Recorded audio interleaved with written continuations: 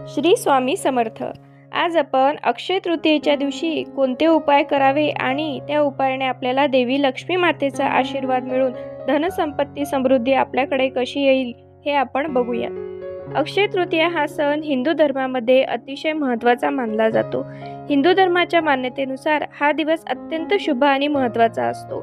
वैदिक दिनदर्शिकेनुसार अक्षय तृतीया हा सण दरवर्षी वैशाख महिन्यातील शुक्ल पक्षातील तिथीला साजरा केला जातो।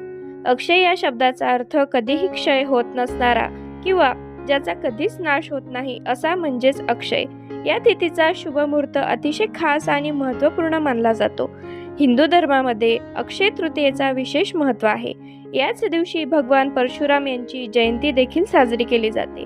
धार्मिक मान्यतेनुसार त्रेता आणि सतयुगाची सुरुवात ही अक्षय तृतीयेलाच झाली, म्हणून या तृतीयेला कृतयुगादी तृतीया असेही म्हटले जाते।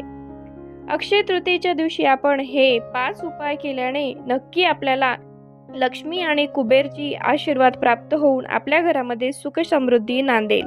पहिला उपाय, 11 गोमती चक्र चांदीच्या डबीत ठेवून देवघरामध्ये आपण नेहमीसाठी ठेवावे आणि त्यांची पूजा करावी।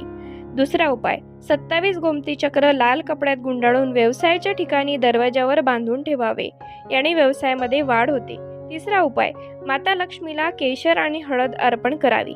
चौथा उपाय, घराच्या देवघरात एकाक्षी नारळाची स्थापना करावी। पाचवा उपाय, एखाद्या गरीबाला गरजेची वस्तू द्यावी, याने अक्षय पुण्य प्राप्त होते। तर हे होते आपले 5 उपाय। या उपायाने नक्कीच तुम्हाला लक्ष्मी मातेचा आशीर्वाद प्राप्त होईल।